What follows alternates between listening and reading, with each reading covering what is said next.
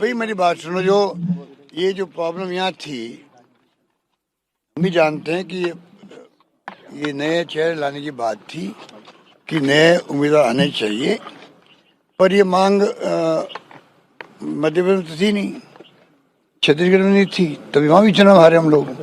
तो ये कहना कि भाई नए चेहरे तो जीत जाते, वो गलत बात है। नंबर 2, नए चेहरे को हम सब लाइक करते हैं, पर जो सर्वे आए थे, जो भी आए थे, उसमें अगर किसी के खिलाफ में एंटी इनकम थी तो नो ऑप्शन, इस प्रकार हालात बन गए थे। इसलिए वो भी जो फैसले हम करना चाहते थे वो नहीं हो पाए। आपने कहा गहलोत सरकार के खिलाफ कोई एंटी इनकम्बेंसी नहीं थी, लेकिन जो विधायक के खिलाफ एंटी इनकम्बेंसी मैं क्या कर सकता हूँ, आपने एक बार दिखा था। भाई मैंने कहा ना आपको, ये प्रॉब्लम मध्य प्रदेश में थोड़ी थी, ना एमपी में थी ना छत्तीसगढ़ में थी, चुनाव भी हमारे हैं। सर मेरा एक सवाल, अब अशोक गहलोत अपना रोल क्या देखते हैं? अशोक गहलोत अपना रोल क्या देखते हैं?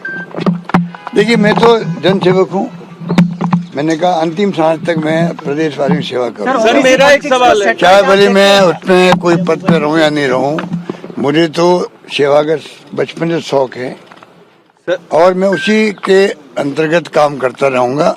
आप लोगों के बीच में रहूंगा, राजस्थान और छत्तीसगढ़ दोनों प्रदेशवासियों के बीच में रहूंगा, उनकी सेवा करूंगा। सर ये फैसला क्या लोकसभा चुनाव को लेकर के जो कांग्रेस की तैयारी है, इंडिया अलायंस की तमाम कवायद चल रही थी, उसके लिए भी एक झटका मानते हैं? देखिए, इन बातों का फर्क तो पड़ता ही है, पर मैं समझता हूँ जैसे खड़गे साहब ने कहा है, क्योंकि चुनाव में खड़गे साहब ने, राहुल गांधी जी ने, प्रियंका जी ने कोई कमी नहीं रखी, सबने, हमारे नेतृत्व ने जम के कैंपेन किया यहाँ पर, और हमारी स्कीम इतनी शानदार थी, हमें उम्मीद थी कि स्कीमों के आधार पर आगे जो वादे करें उनके आधार पर, और कानून ऐसे पास किए उसके आधार पर सरकार हमारी बनेगी। नहीं बन पाई। खड़गे साहब ने आज भी कहा है कि जो हुआ तो हुआ है, सबके सामने। हम इसको भी देखेंगे क्या कर रहे होंगे, आगे पार्लियामेंट तैयारी करने की हमें शुरुआत करनी चाहिए। मेरा मानना कार्यकर्ताओं में कहना चाहूंगा, चुनाव में हार और जीत होती रहती है, कई कारण बन जाते हैं, उसमें जो मोदी जी, अमित शाह जी और जितने नेता आए थे बाहर से, 5-7 मुख्यमंत्री आ गए, पूरा धावा बोला मेरे पर और सरकार पर उनका टारगेट था, क्योंकि सरकार गिरा नहीं पाए थे वो।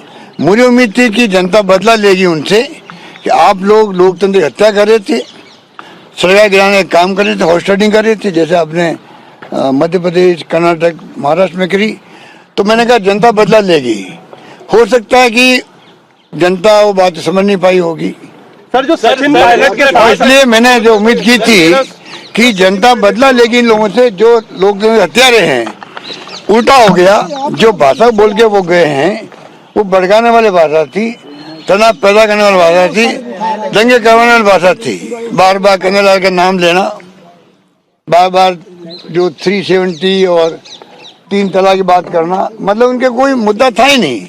जो वो राजस्थान में हम क्या काम किए, हमें उसकी आलोचना करते, वो उसकी कमियां बताते, खामियां बताते, हमें खुशी होती, बहस उस पर होती, होना वही चाहिए था। चुनाव विधानसभा के हैं, सभी लोग आए भड़का के गए।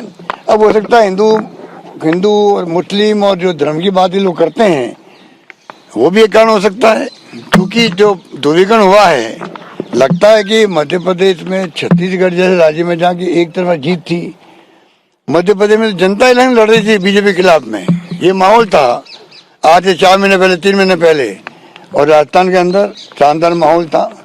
कल रात तक उम्मीद थी सरकार हमारी बनेगी, तब भी मैंने कहा परसों नहीं बनेगी तो हम विद ह्यूमिलिटी स्वीकार करेंगे मैंडेट।